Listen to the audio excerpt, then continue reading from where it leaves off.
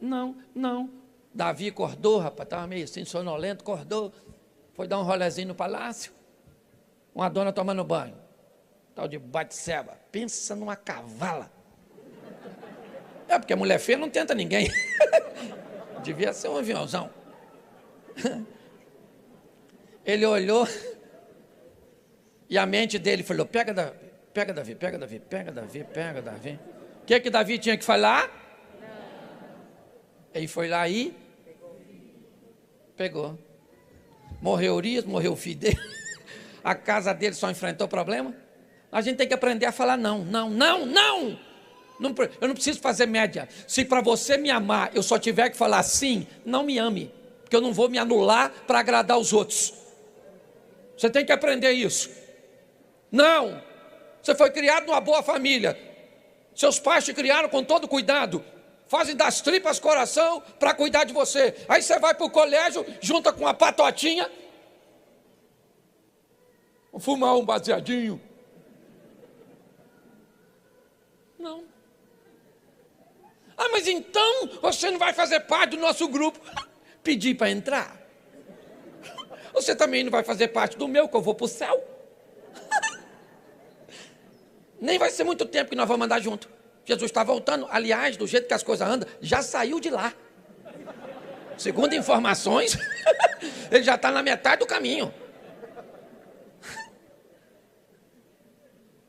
Entende? Ah, todo mundo bebe. Eu não sou todo mundo, eu sou cidadão dos céus. Você está entendendo? Ah, está todo mundo. Ah, você é fiel à sua esposa, ao seu marido. Esse negócio de fidelidade é careta. Para tu, querida. Você é solícita. Você está entendendo? Eu não sou todo mundo. Eu preciso saber me posicionar. É assim que funciona. E nós sabemos que é difícil. Por isso Jesus falou, eu vou estar no barco, que a hora que a tempestade chegar, eu estou dentro. Só que eu vou dormir. Eu estou lá quietinho e é você que resolve. Por isso, quem é que escolhe seu marido? Mulher, quem é que escolheu ou vai escolher seu marido? Levanta o dedinho assim, você. É tu. Se ele for ruim, é tu. Sim ou não? Porque é uma responsabilidade. Ele está no barco, mas é sua a decisão. Eles estão indo para onde Jesus mandou, sim ou não? E quem é que vem? O vento contrário, a tempestade, o problema. E se tem uma coisa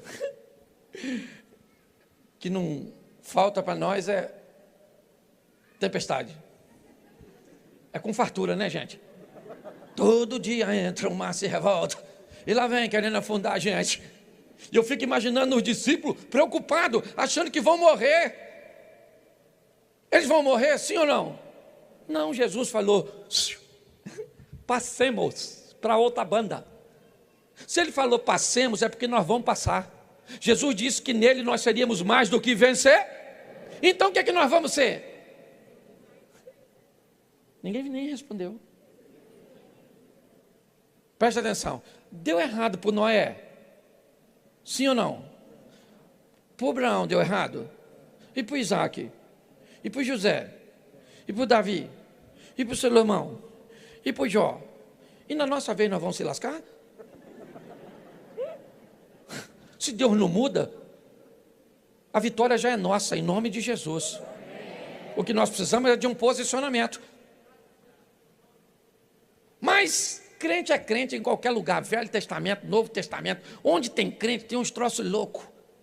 Gente que fica com medo depois de ter vivido um negócio. Você quer ver? Pensa só se tem cabimento. O tal do Elias, o tisbita, lá de Gileade, lembra dele? Pois é. Um cara extraordinário, disse que não ia chover, ficou 3 anos, 6 meses, sem chover. Pensa. Foi para lá, aumentou o azeite e a farinha da viúva, lembra disso? Ressuscitou o filho da viúva. Voltou, disse que ia chover, pedia para cair fogo do céu. Um cara especialista no show pirotécnico. Ganhava um dinheirão, agora no final de ano. Matou 450 homens. Os profetas de Baal. Aí uma tal de Jeza, uma rainhazinha lá, uma maluquete, falou assim: amanhã eu vou matar você. Olha só, Elias. Caía fogo do céu, matou 450 homens, ressuscitou o filho da viúva e falou que não ia chover. Saiu correndo para não morrer. Entra numa caverna e diz: Senhor, Jezabel é perigosíssima. Que é isso? Não ri não. Não ri não, porque Deus já nos deu grandes vitórias lá atrás e hoje nós estamos com medo daquilo que estamos enfrentando. Aquilo que enfrentamos hoje não vai nos vencer, porque Deus não muda, nele não há sombra de variação. Ele é o nosso Deus, o Todo-Poderoso. Então quero dizer uma coisa para você: 2020 ainda não acabou, e vem aí 2021, o melhor ano da sua vida, da sua família e da sua história. Você está entendendo? A crise veio para nos promover, para nos impulsionar para a próxima fase da nossa vida. Mas os discípulos estão lá, cheios de medinho. Certo? Por quê? Porque nós vemos sempre as pessoas enfrentando dificuldade. Aí eles vão lá em quem? Em Jesus. Quando eu fui, eu fiquei me imaginando lá naquele barco. O Pedro, eu imagino, ele também era dono do barco. Jesus, vai morrer dormindo, gente, ele. Ô Jesus, ó, o senhor não está se dando conta de que nós vamos perecer? Jesus então levanta, eu acho que meio sonolento.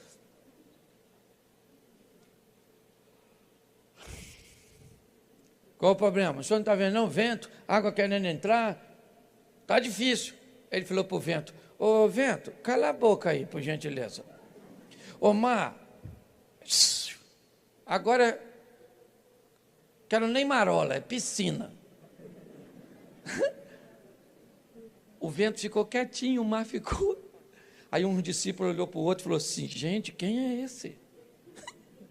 Que até o vento e o mar lhe obedecem. Quem é esse?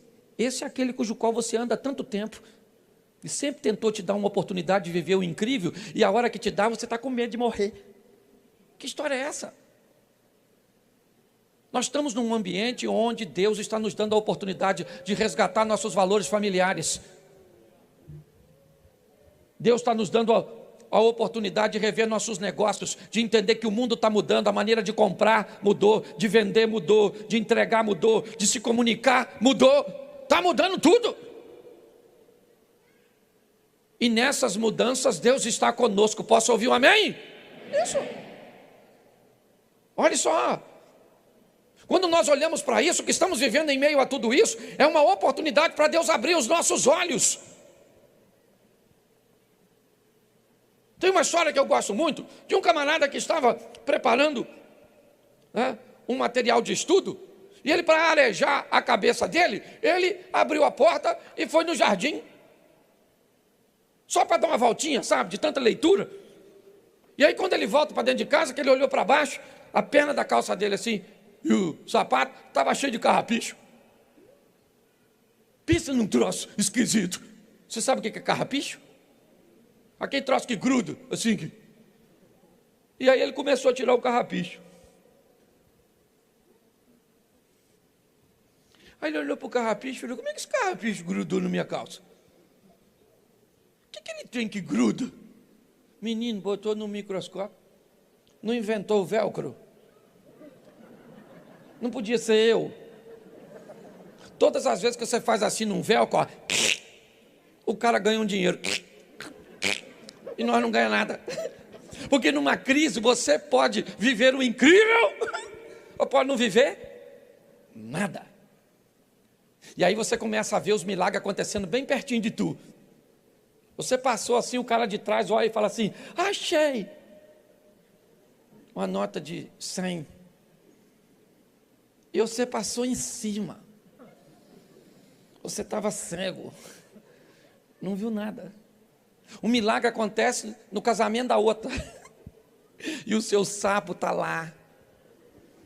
O milagre acontece no casamento do outro, e sua mulher continua na vassoura. Escute só. Escute só. Está na hora do milagre parar de acontecer pertinho da gente, começar a acontecer na nossa vida. Você está entendendo? Porque Deus conhece as nossas necessidades. E mais do que necessidade, os nossos desejos. Pensa num cara que gosta de carro antigo. Sou eu. Eu gosto. Eu tenho um Fusquinha 61 que eu transformei em 57. Vidrinho bipartido na traseira. Pensa numa coisinha. Eu tenho um MP Laf e tenho um Fusquinha 69. Aí esses dias, eu estou lá, um camarada falou assim: ô pastor, não viu a foto que eu mandei para o senhor não? Eu falei, não. Aí fui abrir um Fusca 4 portas, lembra? Lembra? O Zé do Caixão, isso aí, Zé do Caixão.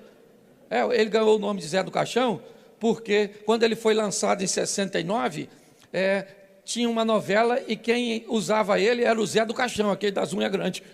E a maçaneta dele também lembra a alça de um caixão. Quando ele me mandou, ela, certo? Já falou comigo, Cláudio, esses carros seus, está tudo aqui dentro da garagem.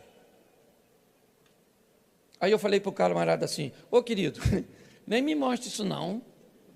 Se eu levar mais um carro para casa, a mulher me põe para fora, para o carro entrar. Ele falou assim: quanto custa, Cláudio? Eu falei: olha, eu não sei, porque isso não é mais preço, é valor.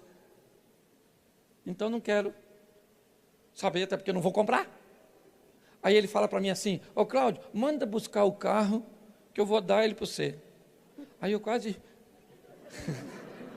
falei: Jesus do céu, está a caminho, indo para casa, lá de Brasília. Deixa eu falar uma coisa para você, eu queria que você entendesse. O Deus que você serve é um Deus de particularidade. Ele sabe o que você precisa, mas Ele pode te dar até coisa que você não está precisando. Esse dia eu estou lá em casa, tomando um banho de piscina, o telefone tocou, meio molhado, entendi. O cara falou: senhor, pastor Cláudio, o senhor está em casa? Eu falei: estou. Falei: posso dar uma passadinha aí? Falei: pode. Desliguei, falei: agora vou ter que sair da piscina para botar uma camisa para atender o cara. Pode, coitado, deve ser algum problema. Rapaz, o cara veio, entrou. Falou: olha, eu vim aqui para te dar uma oferta. O cara me deu um envelope grandão assim, cheio de dinheiro. Aí eu falei com Jesus: e eu tomando banho de piscina, e se eu estou em oração, o que é que eu não ganhava? Na verdade, Deus não te dá coisa por aquilo que você está fazendo no momento. Deus te dá coisa por aquilo que você faz todo dia. Você está entendendo? Está na hora de você se posicionar e levar para a sua vida com Deus a outro nível. As tempestades vão vir. Jesus levantou e falou para o vento: uau! Cala a boca, rapaz! Estou com a minha patota aqui, os meninos que eu estou preparando. Aí olhou e falou assim: oh, homem de pouca fé.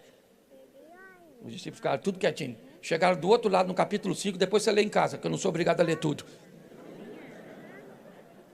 Acabou de chegar, quem é que vem correndo na direção deles? Um cara pelado. Acabou de uma tempestade. Vem um peladão. Um maluco correndo lá. Quem é aquele? Ataca os outros.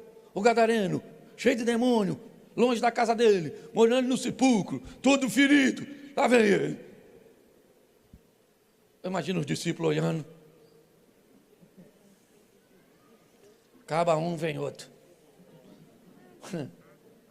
O que eu queria que você lembrasse é que esse cara que tem demônio, esse camarada que pessoas tentaram prender, esse cara que mora no cemitério, esse maluco, ele tem família.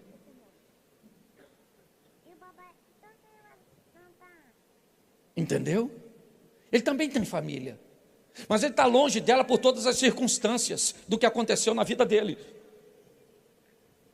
E nesse momento, ele corre na direção de Jesus, e o demônio que está nele diz: o que tenho eu contigo, filho do Altíssimo, para você vir aqui me perturbar? Jesus falou: como é que é seu nome, meu filho? Ele falou: meu nome é Legião, porque nós somos um montão. Jesus falou: não quero saber a quantidade, sai dele agora. O demônio falou: mas a gente pode entrar nos porquinhos que tem aqui? Jesus falou: nos porquinhos pode, é só sair dele. Aí entraram no porquinho, levaram os porquinhos ao suicídio.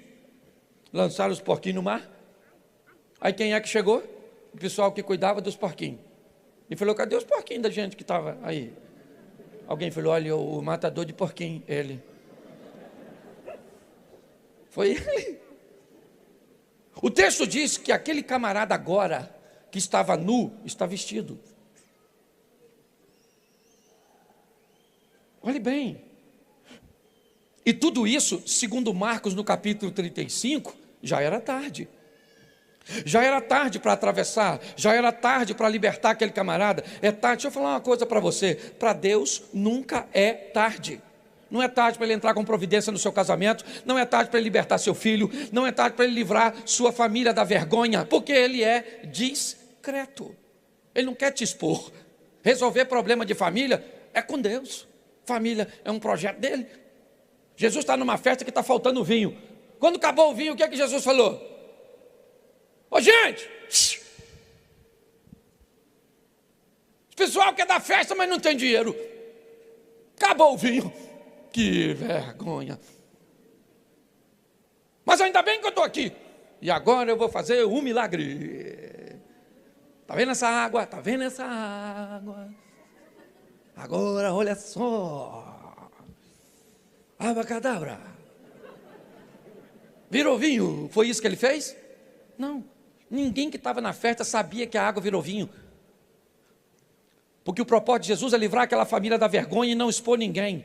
Ele está hoje aqui para fazer um milagre a seu respeito, para mudar a história da sua casa, do seu casamento, da sua vida, e ninguém precisa nem saber que você está querendo divorciar, que seu filho está meio doidão, não sabe mais se é menino, se é menino,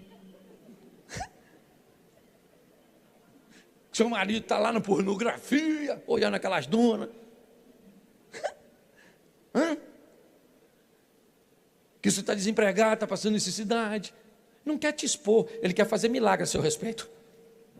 Ele quer levar você para o próximo nível da sua vida. É assim que funciona. Aquele homem que disseram que já era tarde, agora ele está sentadinho, de roupinha, vestidinho, batendo um papo com Jesus e com a turminha. E aí, quando Jesus vai embora para o outro lado, ele chega para Jesus e diz assim: Senhor, me deixa aí com o Senhor, me leva. O Senhor mudou a minha vida. E Jesus disse: eu não posso levar você. Eu preciso que alguém fique aqui para falar para esse povo o que eu fiz por você. Vá para a sua casa. Vá para os seus. Deixa eu falar uma coisa para você, e você já sabe disso. Ser crente, vocês me veem aqui, gente. Aqui eu sou divertido, sim ou não? Mas pergunta a ela se eu sou. Aqui eu sou educado. Pergunta a ela que eu sou. É ela que sabe. Eu posso vir aqui, vestir uma roupinha de bom moço e falar: olha, minha querida, eu te amo, meu chuchu. Isso é um ogro. Você está entendendo? O verdadeiro evangelho, ele começa dentro da nossa casa. É lá que somos crentes de verdade. Jesus disse: olha, querido, vá para a sua casa, vá para os seus e mostra para ele. Não é fala para eles, não, mostra. Porque de palavra a turma já está cheia. Quer mudar seu marido, se comporte como uma mulher de Deus. Quer mudar a sua esposa, se comporte como um homem de Deus. Quer mudar seus filhos, estabeleça regras, protocolos e mostre que o negócio é sério. Você sabe por que nós estamos onde estamos? Porque nossos pais não negociavam valores e descia o porrete na gente. Sim ou não? Quem aqui apanhou, levanta a mão. Aí, você ficou louco? Virou serial killer? Não. Toma. Uma coça por semana. Para quê? Para não perder o costume. Ah, por que eu estou batendo? Nem eu sei porque eu estou te batendo, mas eu tenho certeza que você sabe porque você está apanhando. Vamos embora aqui. Era ou não era? Era ou não era? Nós somos da época que o vizinho ajudava a educar a gente. Se o vizinho visse a gente fazendo alguma coisa, vou falar com o seu? E como é que você falava? Fala não.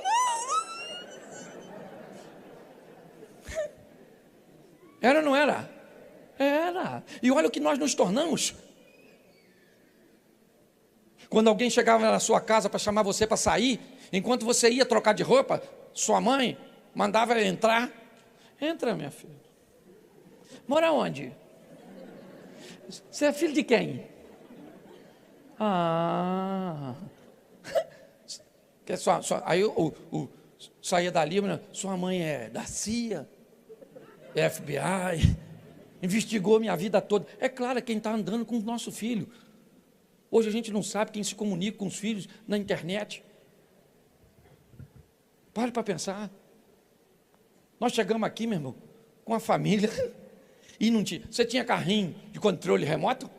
Sua boneca falava? Quantos iogurtes você tomava por dia?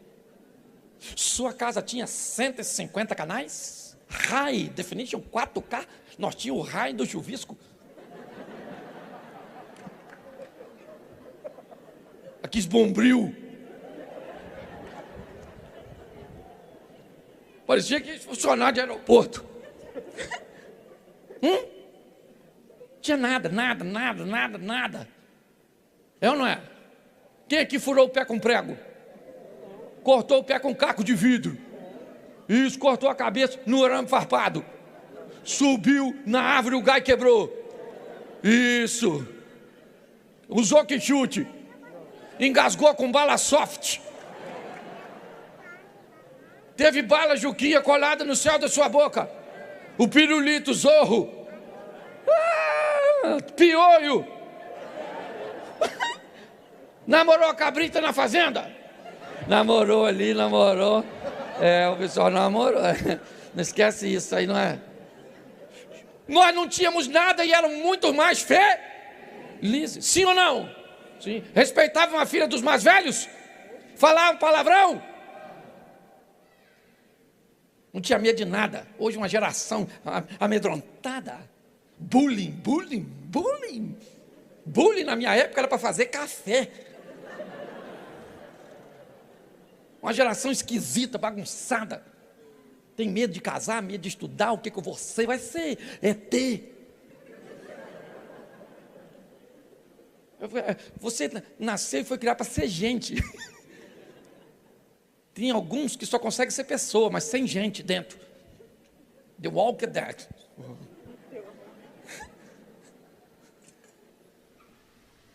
Evangelho de João, capítulo 8, verso 3. Isso. Bota a partir do 1, por favor, que eu acho que todo mundo vai entender. Jesus, porém, foi para o Monte das Oliveiras, pela manhã cedo, tornou para o templo, e toda a multidão vinha ter com ele, e ele, assentando-se, os ensinava. E os escribas e fariseus trouxeram uma mulher apanhada no próprio adulterando, certo? E pondo-a no meio, disseram: mestre, essa mulher foi pega no próprio ato adulterando, na lei nos mandou Moisés que as tais sejam apedrejadas. Mas e tu, o que dizes? Isto diziam para que tentando tivesse que o acusar. Mas ele, encurvando-se, escrevia com o dedo em terra, mas como se insistisse em perguntar, ele endireitou-se e disse: aquele dentre vós que está sem pecado, seja o primeiro a tirar uma pedra contra ela. Quando ouviram isso, começaram a sair, a começar pelos primeiros até os últimos, ficando somente Jesus e a mulher que estava no meio. Endireitando-se Jesus e não vendo ninguém, além da mulher, disse: mulher, onde estão os teus acusadores? Ninguém te condenou? Ela disse: ninguém me condenou. Ele disse: ninguém te condenou, eu também não te condeno, vá e não peques mais. Tá certo? Olha para mim aqui, porque eu quero que você tenha uma visão de um milagre altamente desnecessário. Não havia nenhuma necessidade de Jesus passar por essa situação. Aliás, não haveria nenhuma possibilidade dessa mulher estar vivendo isso. Primeiro, ela sabe que o contexto que ela está inserida, a prática que ela resolveu exercer, a expõe a uma pena capital. Ela sabe que se pegá-la em adultério, ela vai morrer apedrejada. Ela sabe disso. Aliás, todos sabem disso. Então não haveria nenhuma necessidade disso acontecer. Era um milagre desnecessário. Ela não precisava. Vamos imaginar. Dão um flagrante, o camarada foi embora, ele deixa a mulher sozinha, ela é pega provavelmente com poucos trajes, ela é conduzida num caminho para fora dos muros da cidade. Alguns vendo sua nudez, sua vergonha, sua humilhação.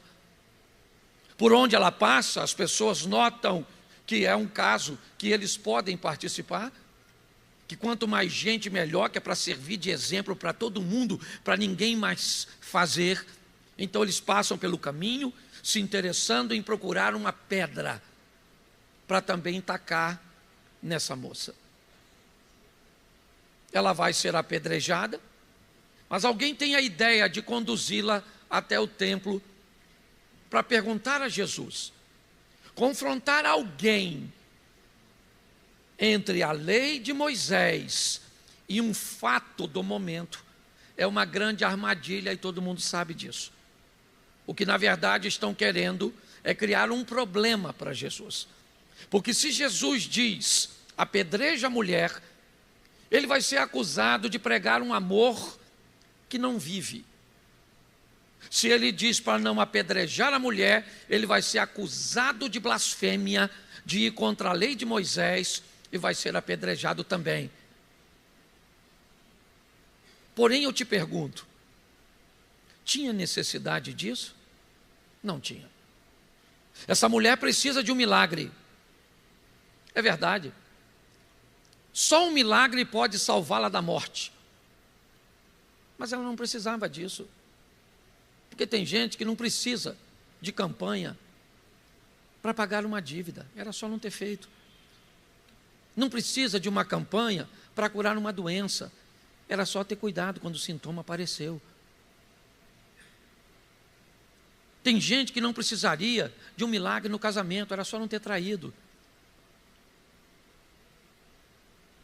Não precisava de um milagre para resgatar o filho, era só ter dado o limite. Tem milagres que no fundo, eles são desnecessários. Nossa vida não mudaria em nada, aliás, ela seria muito mais tranquila se nós não precisássemos dele. Mas essa mulher não. Infelizmente, ela precisou de um milagre que não faz muito sentido se você analisar. Quando nós vemos isso, nós descobrimos que quando você olha a vida de algumas pessoas, mais organizada, mais pausada, pessoas mais coerentes, equilibradas, você pode notar, essas pessoas vão viver 5 anos no Evangelho, 10 anos no Evangelho, 20 anos no Evangelho. E se você perguntar a elas assim, qual foi o maior milagre que você viveu? Ele vai falar, olha, pode falar a verdade, o único milagre que eu vivi até hoje foi o milagre do resgate. Fui resgatado por Jesus. E eu vivi uma vida que não era fácil não. Então isso foi... Ué, mas você nunca precisou de um milagre para pagar dívida? Não. Você nunca precisou de um milagre para salvar seu casamento? Não. Você nunca precisou de um milagre para... Não, eu nunca precisei de um milagre. Mas como alguém é capaz de viver uma vida sem milagre? Jesus. Me mostra em algum momento da história dele, ele precisando de um milagre.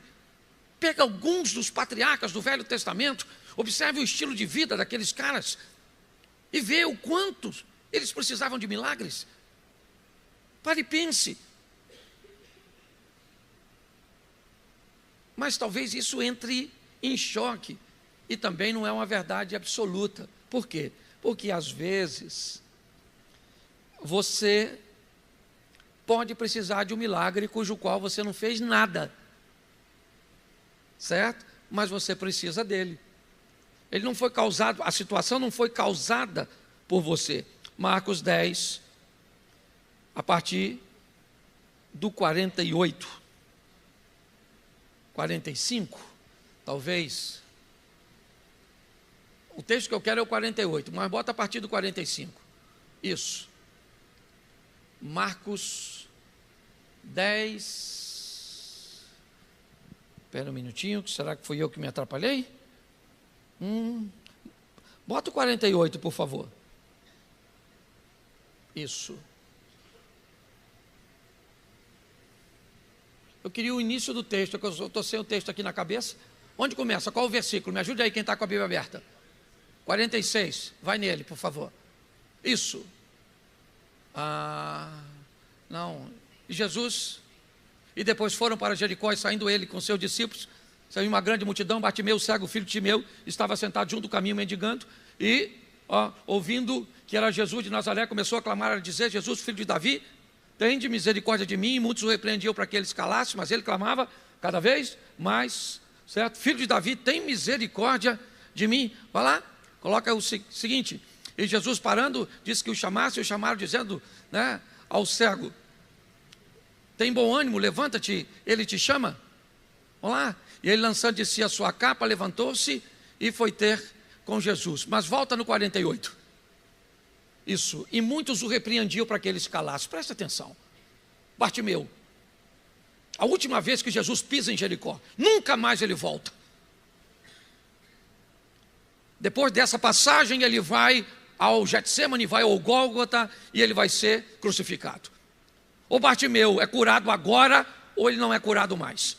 E pior, a última vez que Jesus esteve em Jericó foi para visitar a casa do rico Zaqueu. Aquele que desce da árvore, Jesus vai para a casa dele. Na ótica de muita gente, Jesus era alguém interessado em se relacionar com pessoas de dinheiro. Agora ele está saindo de Jericó, no caminho de Jerusalém, por onde as pessoas passam. Os necessitados ficam por ali porque sabem que por ali passam os adoradores. Sabem que eles recebem instruções de serem pessoas boas, generosas. Então eles estão no caminho aguardando um donativo, alguma coisa, quer na ida, quer na volta. Mas esse cara não fez nada para ser cego. Porque tem problema que você não faz nada para estar nele. Tem coisas que parece que te tomam de assalto, e aí sim você precisa de um milagre para te socorrer. Às vezes você não fez nada, uma crise abateu e você perdeu o emprego. Você fez tudo certinho na sua empresa, mas de repente alguém falhou e não conseguiu cumprir o contrato e não te pagou. Coisas podem acontecer assim. E nesse momento, ou pelo menos nessa situação, é o que nós vemos Bartimeu. Ele precisa de um milagre. Ele fez alguma coisa para ser cego? Não, mas ele é cego. Então ele ouve que Jesus está curando pessoas, sabe que ele esteve na casa do Zaqueu, e ele então vai abordá-lo. Mas eu não sei se você parou para observar, muitos são contra o que está acontecendo. Muitos o repreendiam para que ele se calasse. As pessoas não estão gostando. Primeiro porque é extremamente desagradável você ter alguém gritando perto de você. Você está ali e o cara está gritando. Pior, ele é um mendigo. E pior, Jesus está envolto numa multidão. A probabilidade de Jesus parar é quase zero. Mas Bartimeu não ouve a repreensão. Pastor, o que o senhor quer dizer sobre milagres? Não dependa deles, mas se depender deles, não dependa da torcida dos outros para você receber o milagre de Deus. Não pense que as pessoas vão concordar com o que você precisa, vão orar junto com você, vão estar satisfeitas das coisas acontecerem, não. Enquanto Bartimeu grita, alguém diz: cala a boca, cara. Ele não vai te ouvir. Você não é interessante para ele. Você é um mendigo. Na ótica dessas pessoas, ele não tem o que oferecer, não tem porquê. Mas, se você vai depender de um milagre, esqueça a opinião dos outros. Os outros estão dizendo: você não vai conseguir, cala a sua boca. Mas ele clamava cada vez mais. Quando Davi vai enfrentar Golias, Saul acredita que ele vai vencer? Os irmãos de Davi acreditam que ele vai vencer? Os filisteus acreditam que ele vai vencer? Israel acredita que ele vai vencer? Não. Ele não dependia, porque se ele dependesse da torcida dos outros, ele não vai viver o milagre. Se você precisa de um milagre, espero que não precise. Mas se precisar, aprenda a sobreviver às opiniões contrárias a respeito da meritocracia que está sobre você. Bartimeu é alguém que supera isso. O pessoal manda ele calar a boca e ele diz, filho de Davi. Cala a boca, filho de Davi. E eu não sei se você parou para prestar atenção, mas ele clamava cada vez mais alto, porque Jesus não está parado, Jesus está andando. Então Bartimeu precisa gritar alto, o barulho dos passos, as pessoas falando, Jesus, Jesus, Jesus, todo mundo queria chamar a atenção dele. Bartimeu não é o único, ele está disputando a atenção com outras pessoas. Mas ele é alguém que sobrevive a isso. Então, se você precisa de um milagre, certo? Aprenda, a opinião dos outros não pode ser muito importante para você. Não importa se ela é de seu cônjuge, não importa se é de seus filhos, não importa se ela é do seu pastor, não importa, não condicione o seu milagre à opinião dos outros. Posso ouvir um amém? Terceiro texto, Marcos 7, 27. Marcos 7, 27. Teve algum problema aí? Então coloca para mim, por favor. Marcos 7, 27. Mas Jesus disse-lhe, deixa primeiro saciar os filhos, porque não convém tomar o pão dos filhos e lançá-lo aos cachorrinhos. Olhe para mim. Essa mulher tem um problema. Aliás, ela tem mais que um problema. Ela tem uma filha endemoniada